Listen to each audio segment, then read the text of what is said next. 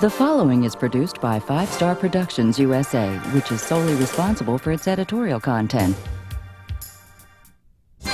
It's the 4th leading killer in the United States, and over half of the people who have it probably don't even know. Diabetes. It can cause blindness, kidney failure, and the need for amputations. With the annual toll hovering around $100 billion. What's happening in the battle against this deadly disease, and how are people managing it better than ever? We'll cover it all today on Today's Health. This program is brought to you in part by an educational grant from Pfizer U.S. Pharmaceuticals Group.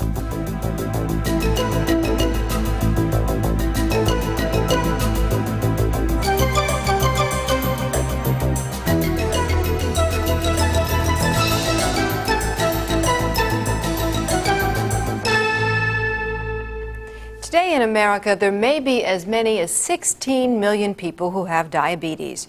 What makes that figure even more tragic is that about 8 million of those people have no idea there's anything wrong with them.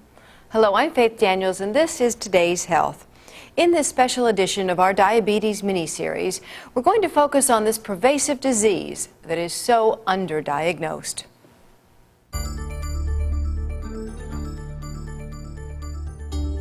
For every person diagnosed with diabetes in the United States, there is another person who has it. About 16 million people have the disease, but only half of them are aware of it. Diabetes is a metabolic condition where the blood sugar levels are very high and the body cannot get the blood sugar to go into cells normally. Unfortunately, the prevalence of diabetes is increasing due to the increase in obesity, aging, and the growth of minority populations, which are more susceptible to a class of diabetes called type 2. The main complications that are very specific to diabetes are blindness due to the eye damage, kidney failure due to damage to blood vessels in the kidney, and amputations due to damage to the nerves in the feet. In addition to those small vessel complications, diabetics can also get higher rates of heart attacks, strokes, and amputations due to large vessel disease in the extremities. Insulin is really the pivotal piece in diabetes. Insulin regulates glucose metabolism. It allows glucose to be taken up by the cells, like the muscles, and also cuts down on glucose production in the liver.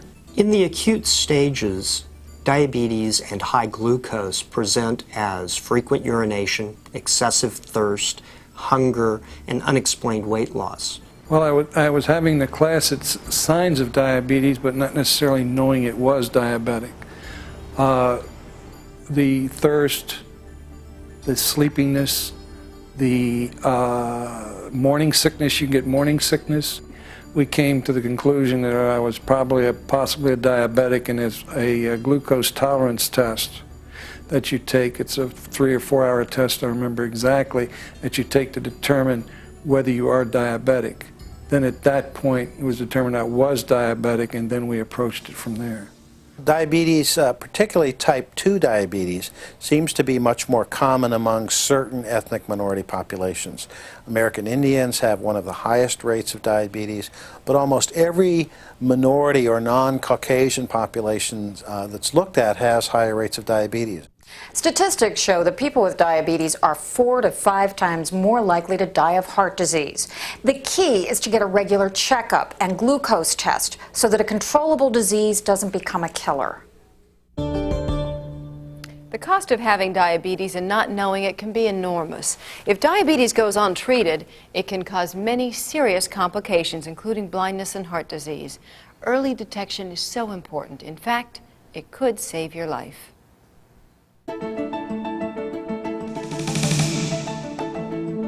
When we speak about diabetes, we are actually talking about 2 different types of conditions. In type 1, the person produces no insulin and has to inject it daily. In type 2, the person can produce insulin, but either not enough of it or his or her body is not using it effectively. Only about 10% of those with diabetes have type 1. It can occur at any age, but usually appears in childhood or the teen years. About 90% of diagnosed diabetes is type 2. Type 2 diabetes is a condition that affects predominantly older individuals, usually over 40, and there the body cannot process and use insulin normally, so that they're somewhat resistant to insulin, although it's present. Symptoms of type 2 diabetes are feeling tired, feeling thirsty, urinating frequently, dry itchy skin, blurred vision, wounds that don't heal, weight loss. But not all patients get symptoms. Out of the 16 million Americans that have diabetes, half of them don't even know they have it. Before I was diagnosed with diabetes, if I wasn't putting some type of food, candy, nourishment in my mouth about every 2 hours or so, I was not feeling well at all. Too much bread or something. After an examination, they informed me that I had a diabetic condition. The cost of diabetes on society is staggering. It is estimated that the total direct and indirect costs spent on this disease exceeds $100 billion a year. It's the complications from diabetes that cost. If you go over to a hospital and take a look at the patients that are in there, they're in there not so much for their diabetes, their sugars, they're in there for their complications from diabetes. And now that I'm managing my diabetes, I feel so much better than before. I don't get the irritability, I don't get the headaches, I do have a lot more pep and energy, and as I said, I do feel mentally and physically much younger. Diabetes, whether it's type 1 or type 2, takes an enormous bite out of this country financially. But when you add in the human suffering and tragedy, the staggering toll cannot be calculated. This burden, however, can be dramatically reduced by early detection, improved delivery of care, and self-management education. Diabetes has no cure, but it can be managed. What can be done to prevent the disease from progressing? Can the serious complications be avoided? We'll show you how and tell you why when we return on Today's Health.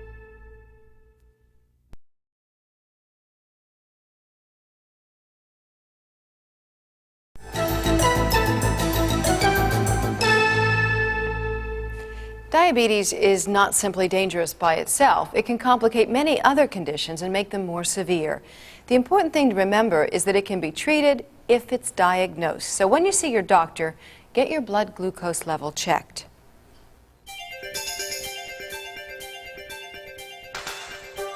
Diabetes is an extremely dangerous illness. It is the 6th leading cause of death due to disease in this nation. The reason it's so devastating is that it affects every organ system in your body. All of our organs need energy from the food we eat, but diabetes can cut off or disrupt the normal supply, and that can eventually damage the organs. When I was 38 years old, I had a mild MI, a heart attack, and a year later I had open heart surgery. 12 years later, I had another heart attack and additional open heart surgery. I have impaired kidney function that's been evolving probably over the last 15 years, and I've had a problem with trigger fingers, where my fingers would lock, and I've had 4 of my fingers operated on, and that's been evolving over, approximately the last 20 years. We now know there's a direct linkage between how high your glucose is, how long it stays there, and the development of eye disease, kidney disease, peripheral vascular disease, lower extremity amputations, and increasing evidence that there may be a relationship with heart disease and stroke. Pregnant women with diabetes have a greater risk of congenital malformations occurring in their baby and even infant death. These changes occur in the first few weeks of pregnancy. I started preparing for the pregnancy about 6 months before I became pregnant, getting my blood sugar under extremely tight control, the tightest control I've ever been under. I continued throughout my pregnancy to maintain extremely tight control. I saw the doctor very regularly.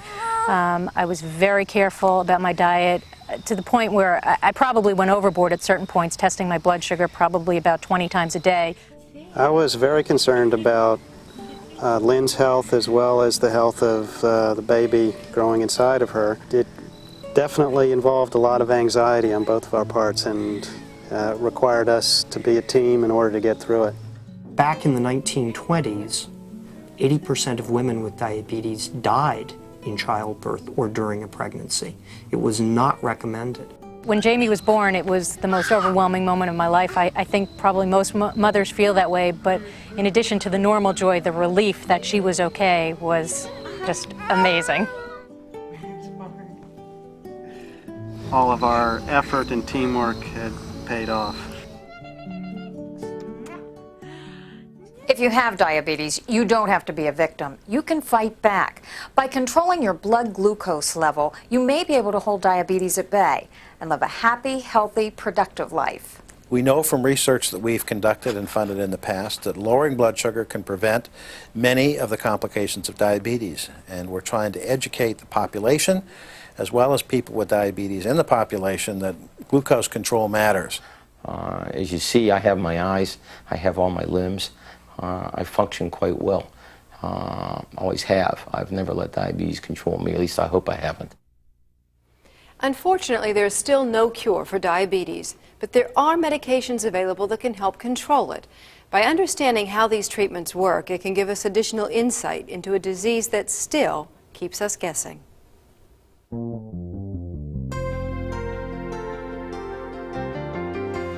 Diabetes does not have to get the better of you.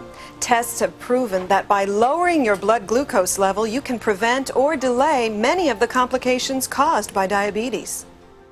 Taking daily injections of insulin for type 1 diabetes or incorporating diet and exercise if you have type 2 diabetes are extremely important in controlling the disease. However, if that's not sufficient, there are oral medications available that can help keep the glucose level down. There are a host of medications available to us, 5 different classes of medications that we can use to treat type 2 diabetes. The sulfonylureas that are available here in this country include glipizide. These drugs serve to enhance insulin secretion. One of the hard things with medication is you start a medication and then your body will react to it. It can be too high of a dosage or too low of a dosage. So therefore, that is a working process with medication. Primary diet is the biggest. Exercise is one that I would say is third, and the medication works only as good because it can only produce a steady flow of insulin for you. Okay, George, it's time for your glycohemoglobin today. All right. There is another group called the biguanides, which increases glucose utilization by the tissues and cuts down glucose production in the liver. These various pills that we use for the management of type 2 diabetes can be prescribed individually or in combination. In order for any therapy to be effective, however, patients must not only take their medicine regularly, they must also monitor their blood glucose level. My health today is better than it was, much better than it was 15 years ago. My outlook, I think, is great. I hope never to go on insulin. I will go on insulin because my body shut down, not because of something I did. There are millions of people in this country living with diabetes. It takes a real commitment to comply with the therapy every single day, but the reward for that commitment can be a normal, healthy, and productive life. Medication isn't the only way to manage your diabetes. Eating right and exercising right can help you control your blood sugar level. But what's right? We'll show you how to find out. Next on Today's Health.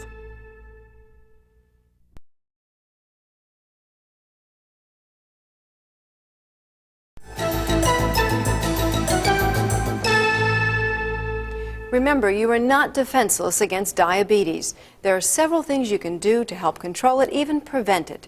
With the right diet and proper exercise, you can fight a devastating adversary.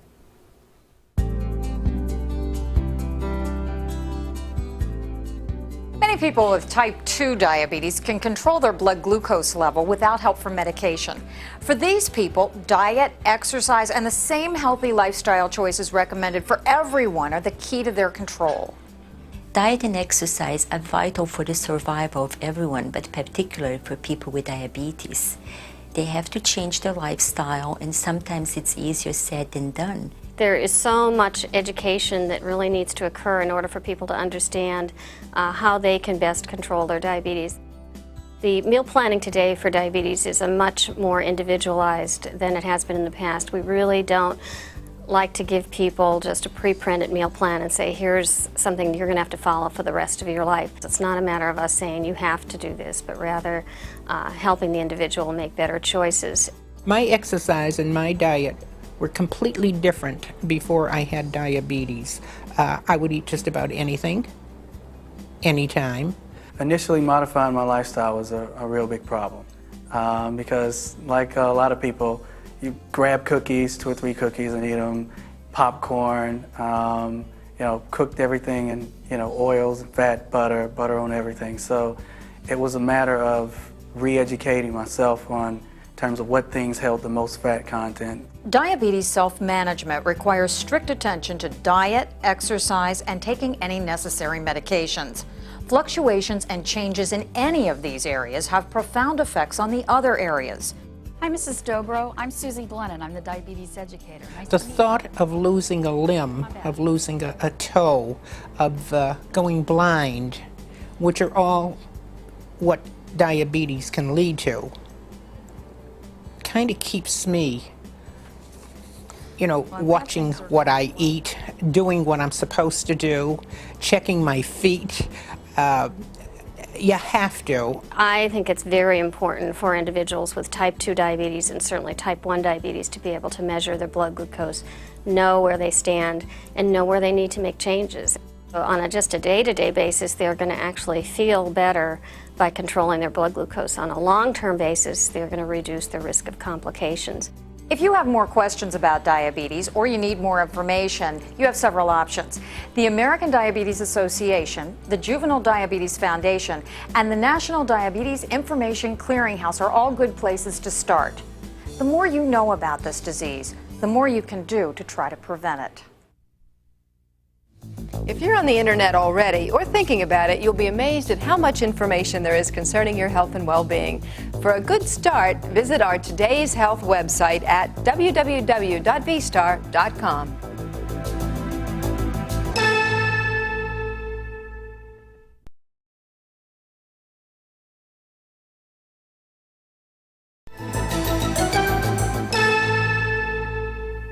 When you start to think of a disease that afflicts 16 million people and costs this country nearly $94 billion a year, you can forget that this illness affects people one individual at a time. So let's take a closer look at one person's story. Hello, Mr. Blackman. How are you? So I understand your blood sugar levels have been elevated in the recent past. Last couple of weeks, yes. And your internist had recommended that you go on insulin? Insulin, yes. I think I was diagnosed with diabetes about 10 years ago.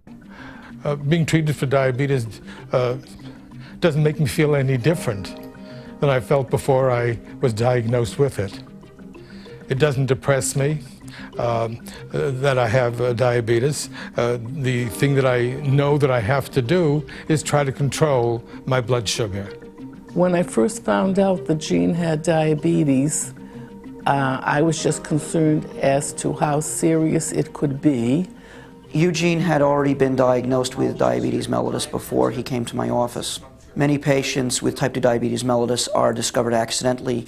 We discovered his blood sugars were elevated simply because his home monitoring revealed that his blood sugar levels were not as well controlled as they had previously been. Every morning I do test my blood sugar by pricking my finger, getting some blood, and then getting a reading on a machine.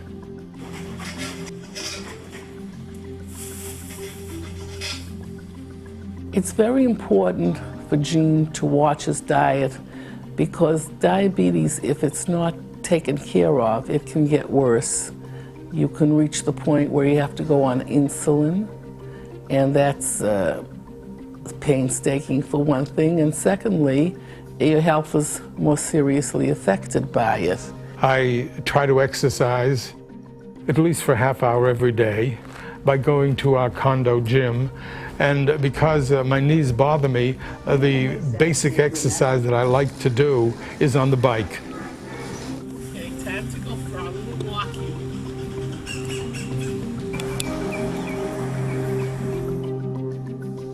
diabetes mellitus at the earliest stage can prevent a lot of morbidity and mortality.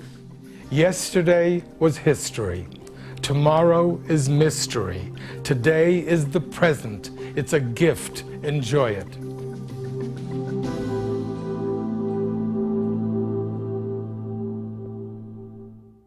New cases of diabetes are being diagnosed at the rate of about 1,700 a day.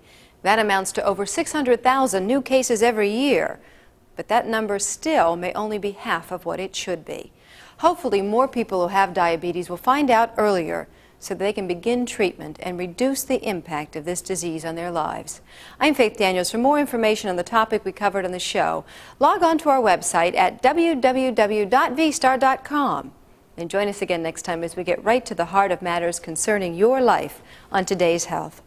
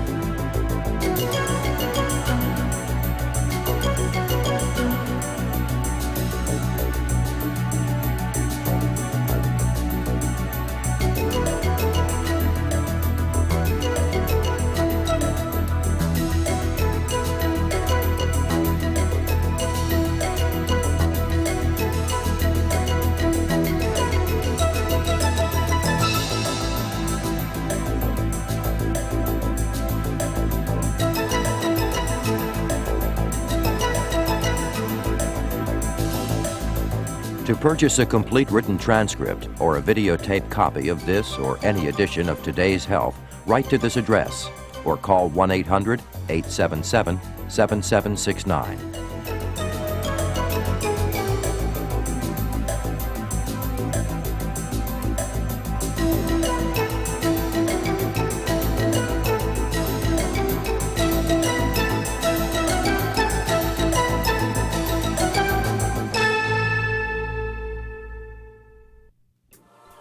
This has been a presentation of 5 Star Productions USA, which is solely responsible for its editorial content.